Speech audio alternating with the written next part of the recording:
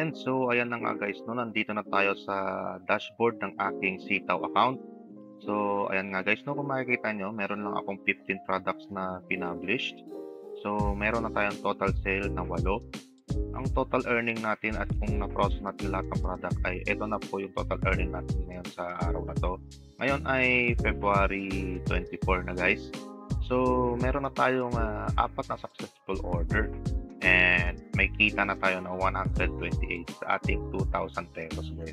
So ayan guys, no, kung makikita nyo dito sa notification guys, at na-delivered na yung mga orders na na-process natin last February 6. So ayan guys, no, kung makikita nyo yan, mga order natin na-delivered na. So kahapon pa to ng February 23, pumasok yung mga orders.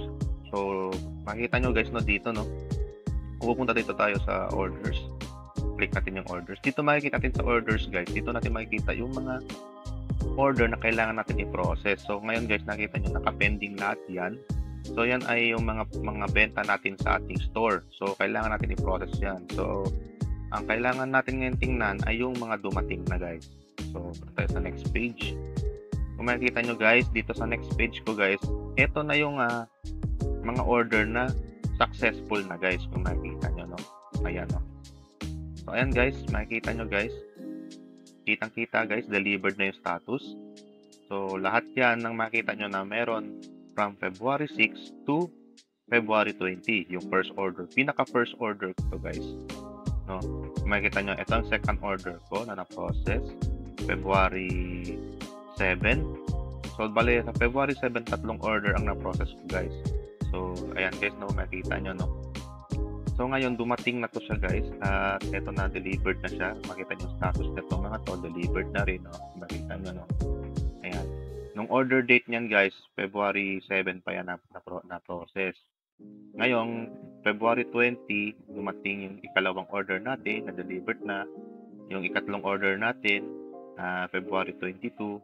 Ayan, itong kaapat, February 22. So, ito guys, ito rin yung bagong process ko last February 14. So, ngayon guys, makikita nyo guys, nung dumating na ang delivered natin, magre-reflect na ngayon yan dito sa wallet natin guys, yung mga dumating. So, meron na tayong available na 835 sa ating wallet balance. So, pwede na tayo mag-process ulit ng ating product na nakapending.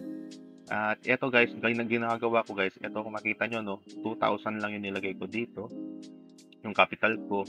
At ngayon guys, naghihintay pa tayo na darating bukas ang ating freezing money pa. So, kahit hindi muna natin hintayin to, pwede na natin i-process yung ibang pending natin para makaiwas tayo sa mga penalty. So, ayan guys, no, kung makita nyo, no, wala tayo ngayon dito sa orders. Yan, kung makita nyo, ayan, no, dumating na yung 4, so yung 4 na lang ang hintayin natin. Ayan.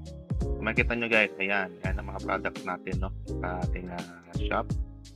So ang gagawin natin ngayon guys, punta tayo sa orders natin at mag-process tayo ng mga product na pwede tugma doon sa dumating na pera doon sa wallet balance natin. So ayan guys, no, makita nyo doon sa next page.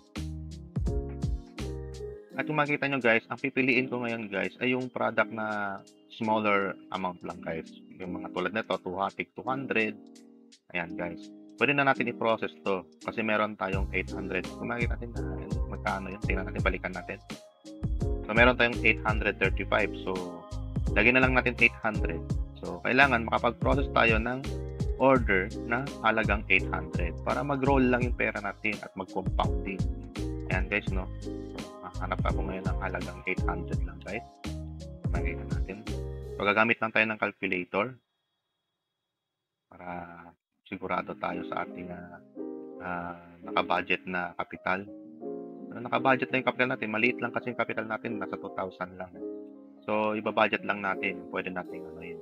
So, i-click na natin itong 200. Process na natin to. Ayan. So, click na natin yan. I-add lang natin. 207.85 0.58 85 ayan, no, 207.58 i-plus lang natin, plus hanap pa tayo, eto 223, ayan, So, i-add na natin yan. 223.63. So, 431 na. So, meron tayong 800 na available balance. So, pwede pa tayo pumili pa ng product pa. So, ito guys, i-plus natin to 205.44 plus 205.44. Ganito lang yung ginagawa kong discard guys. So, meron na tayong 636. So, isa pa.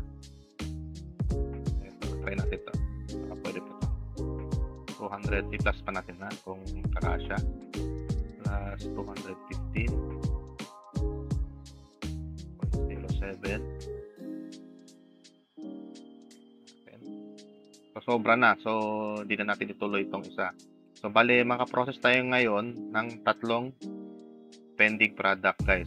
So, around 7% ang kubo natin dito, guys. So, ayan, guys, no. Makapag-process tayo ngayon. So, i-ano na natin. Click na natin itong pick up para ma-process natin. Ma-check natin kung magkano. So, ang total amount na ma-process natin ngayong araw is 636. So, ayan na, guys, no. So, i-process natin yan. I-click na natin itong payment pick up. Ayan. So, kung ayan guys, nakikita nyo guys, nag-reflect na guys, at eto na guys, yung na-process natin bago, ngayong February 24. So, meron na akong 3 product na purchase na. Ayan na guys, no, confirm na siya guys. So, ayan, kung bibisit tayo natin yung wallet natin, kung makikita nyo, no, meron tayong available balance na 240. So, pwede pa ba natin gamitin ito? Yes, pwede pa. So, hanap pa tayo ng pwede nating i-process. Click na lang ulit tayo sa ating orders at hanap tayo ng tag 200 plus lang guys. So may 240 doon. So pwede pa tayo mag-process ng isa pa, hanap pa tayo ng isa pa. Small amount lang muna. Pag mayroon tayong sapat na capital pa, pwede pa tayo mag-recharge. Yan ang pinakamagandang option. Kung may extra money talaga, pwede ka pa mag-recharge ulit, dagdag capital. Or hintayin mo na lang yung dumating yung total amount na process mo last na product. So, ayan guys, no? Meron pa tayo 240. Hanap pa tayo dito na pwede natin i-process. So, ayan guys. Ito guys, pwede pa ito siguro 215. Pero, hanap pa ako na isa pa. Okay, yun na lang siguro guys, no? Ito na nga, nakita natin. Ito na lang siguro process natin. Itong 215 dead. Pwede pa siya. Ayan, kasi may 240 tayo doon. So, i-process natin yan. Click natin ulit ang pick up. Yan. So, yan guys, no. Click na natin ang payment. So, ayan. So, ayan na guys, no. Click na natin ulit ang wallet natin. Makikita natin ang wallet natin kung nabawasan na dun. So, ayan guys. So, naka-process na tayo ulit. So, makita nyo, ang freezing money natin ngayon guys, ayan. Bumalik sa 2,144. So, nagro-rolling lang talaga ang capital natin dito, guys. So, mararamdaman mo talaga ang pinaka-ROI mo dito within 3 months. Baga, doon mo lang maramdaman may ROI. Bukod dyan, guys, ang pinaka-advantage dito sa Sitaw, guys, ay yung affiliate. Kung wala kang capital, pwede ka muna magsimula sa affiliate. Tulad ko, guys, meron na akong affiliate. So, by next month pa to maramdaman na papasok sa wallet ko. Makikita nyo, guys, no? Kahit man lang 2 affiliate na meron ka, okay na yun guys. So ako guys, currently meron akong 4 na na-invite na dito sa Sitaw. So lahat yan mga kaibigan at kamag-anak ko lang guys. So makikita nyo guys, etong advantage ng isang affiliate, no? Yan ang kikitain mo guys. So, yan. Makikita nyo, no? Meron kang 3% to 4% nakita sa bawat process product nila. At pag nag-successful tong mga to, doon na papasok sa wallet balance mo guys na yun ang pwede mong i-withdraw guys, or yun din ang pwede mong gamitin pang rolling sa capital mo dito sa Sitaw. So ayan, makikita nyo guys, malaki ng kikitain natin guys, lalo na pag sa affiliate guys, no? Isabay mo affiliate, sabay mo rin ang pag rolling ng capital mo. So ako guys, eto guys, kung makita nyo, kitang-kita nyo naman, no, 2,000 pesos lang yung capital ko dito. Pero, kayang-kaya i-roll ang ating capital. So, pero ang suggestion talaga dito guys, kung gusto mo talaga seryosohin ito, ang pinaka-suggestion ko talaga dito guys, kasi nakita ko guys, nung na-compute ko, kailangan mo talaga ng capital dito around mga 15,000 to 20,000 talaga guys para makapag-process ka ng mga product ng mapasa mo tong order processing rate na guys, no? Kailangan 56 yan o 55% para mag-success ka guys. So ito guys, kung makita nyo, no, nag-roll na ating pera. So nakagawa na tayo ulit ng nakapag-process tayo ng product natin. So ito guys, kung makita nyo, ngayon ay February 24, no? February 24 Saturday. Ayan guys. So sa susunod na mga video ko guys, ipapakita ko sa inyo kung paano talaga mag-ROI dito sa sitaw. So ngayon guys, ang ginawa ko lang talaga guys, kino-compound ko lang para lumaki ng lumaki ang aking capital dito at ang kita ko dito sa sitaw. So kung makikita nyo guys, no, ayan, yan, sa dashboard pa lang makikita nyo na meron na akong total earning na yan guys. O yan no, guys, no. So hanggang dito na lang muna guys. Sa susunod na video, ipapakita ko sa inyo kung magwi-withdraw na ako. Ayan, para ma-compute natin kung magkano kinita natin. So, by the way, ako nga pala si Lislap o si Lisandrino Laplana. Pwede nyo akong maging mentor kung gusto nyo magpaturo sa akin about sa sitaw. At sana guys, magkasama tayo sa team na to. See you again on the next video. And so, what's up sitaw seller, sitaw affiliate? Good morning, good day sa inyong lahat. At ngayon, time check, 11 AM at ngayon ay February 25 na. So, makikita nyo dyan guys, nadagdagan na naman yung ating wallet balance. So, umuwi na yung ating capital with matching tubo na yan guys. So, ayan no, kung makikita nyo no, dumating na yung 1,180.52 pesos.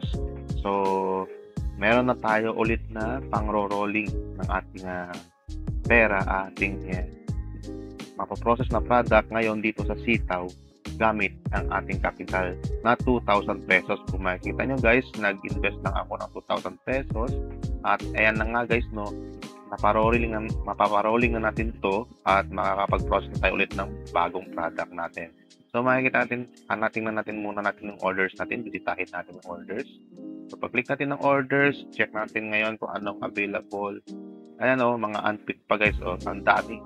So, walang katumal-tumal ang benta natin sa store natin guys, no? So, pupunta muna tayo sa pinakadulo. Yan, kung makikita nyo guys, yung pinakaunang order ko nung February 6. So, ayan guys, no? Dumating siya ng February 20. Pero, nag-reflect yan nag-reflect yan nung February 24. So, total of 18 days din guys. So, ganun din dito guys, no? Noong February 7, yung mga pinoses ko noong February 7, dumating na. So, kung makikita natin, tingnan natin ang status, no? Tingnan natin, click natin to, order details. Kung makikita nyo guys, ayan no, delivered guys. Ayan no. Kung makikita nyo, ayan lahat ng detalye na makikita nyo, ayan. Pag gamit nyo ay desktop, kitang-kita lahat ng detalye guys. Ayan, makikita, delivered na lahat yan guys. So, pag ganyan guys, ang ginagawa ko guys, dahil ang target natin is tingnan natin kung magkano ang ma-ROI natin within 3 months. So ngayon di pa naman tayo umabot ng 3 months. So di pa rin tayo umabot ng 1 month. So ngayon ay mag-18 days pa lang tayo ngayon guys. So and guys, kung makikita nyo, February 25 na. So kailan ako nagsimula? February 6 at saka 7. So dumating yung mga deliver natin guys at ayan na guys no, nag-reflect na sa wallet natin yung ating capital. So kung makita nyo guys, nakapag-process tayo kahapon ng iba pang orders. So ayan guys, so nag-process tayo ulit ng orders guys. So as of now, sa unang evaluation, hindi muna tayo nakapasa sa processing rate dahil nga maliit lang yung capital natin. So ang ginawa ko talaga, ang purpose talaga sa video na to is ipapakita, i-reveal ko kung paano talaga ang status ng isang sitaw seller kung maliit lang ang capital. So ganyan nga guys no, kung 2,000 lang capital mo, ganyan lang ang parang hindi ka makapasa. Okay lang yung kahit hindi ka makapasa sa processing rate. Kikita ka pa rin ng 6%. So ayan guys no, kung makita nyo guys, meron din tayong order pa na ginawa kahapon, confirm na siya. So on the way na yan guys, papunta doon sa ating buyers ang mga product na galing sa store natin. So ngayon guys, dahil meron na laman ng ating wallet, check natin ulit ang ating wallet na. So ngayon, kung meron na tayo ulit laman, like kahapon may dumating na 835, yun na nga, na-process na natin kahapon ng ibang orders. Ngayon, ito naman 1,118 ang hanapan natin na mapoprocess natin orders. So tingnan natin kung saan yung mas pasok sa ating budget. So kailangan guys, dito guys, marunong ka mag-budget. So gagamit lang tayo ulit ng calculator, no? Para maano lang natin. So meron tayo 1,118 sa ating wallet balance. So ang ano lang natin, iba-budget lang natin, ang i-process natin yung kaya lang ng ating budget. So meron tayo dito 600. Yan, 648. 648.42. I-plus lang natin yan. Plus, lagyan natin 207. Itong 207. 58. Plus 209.72.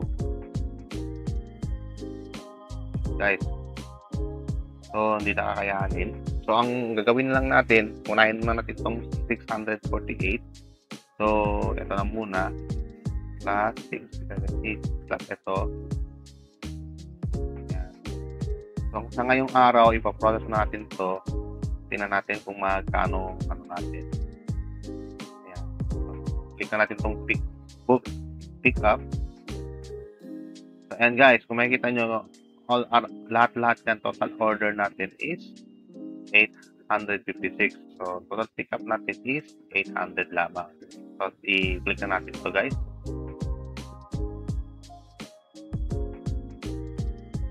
And guys, kung makikita nyo, no, makikita nyo, nag-pick up na natin yung sa ngayong araw, itong 648 at 207. So, makikita nyo guys, andyan ang detalye. So, order status confirm. So, ito yung mga order ng ating buyer guys. Ayan, so, pick up amount is 606 lang guys. Pero ang total order amount is 648. So, mura lang natin binayaran. Kumbaga, parang binayad lang natin yung pang confirm o pang pick up ng mga product guys sa shipping. So, ayan lang guys, no, kung makikita nyo, ayan na nga, ano, check natin yung ating wallet balance. And guys, kung makita nyo, meron pa pala tayong wallet natirang 318, so pwede pa tayo mag-process pa ng isang product. So, ganito na lang gawin natin. Hanap tayo ulit ng product na mayroong halaga 200 plus lang guys. Ayan, no? Hanap tayo ulit. Ayan. So, 200. Ito guys. Pwede na to. So, ito, i-click na natin to. Kasi may 300 pa naman tayo balance. So, pwede natin i-add yan. So, yan. Ganun lang guys. So, binabudget lang natin yung ating capital. So, ayan ang pick up niya. So, ito lang mag-gastos natin. Ayan. Ayan guys. So, makikita nyo, no? Nakapag-process tayo ngayon na 3 orders. So, ngayong araw guys, meron tayong 3 orders na process at confirm na siya guys, no? Nakikita nyo, no? Etong date na to, February 25. So, ayan na guys. So, kung makikita nyo guys, at eto successful na ang ating product processing. So, ngayon guys, ang natira na lang sa wallet natin ay yung 122. So, nasa freezing money na lahat yung mga tumating na pera. Pero may barya tayo dito na 120. Ito na ata yung tubo guys. So makikita nyo guys, yung 2,000 natin, may tubo na siya talaga guys, no? Makita nyo, kung isa-suma-suma nyo to, nasa meron na 200 to guys, no? So ayan guys, ganito lang yung ginagawa natin sa Sitaw, magpo-process lang tayo ng mga product. At ayan, nasa bahay lang tayo at kumikita. So ayan guys, sa next video natin, ipapakita ko sa inyo kung magkano ang ating kikitain. So keep updated lagi sa video. Stay tuned sa susunod na video. Ayan o. Araw-arawin na natin to at mag-update ako sa inyo lagi dito sa YouTube. So kung bago ka pa lang sa aking YouTube channel, please do subscribe, like, comment down below, and hit the notification bell button para lagi kayong update sa aking mga video. So see you soon guys.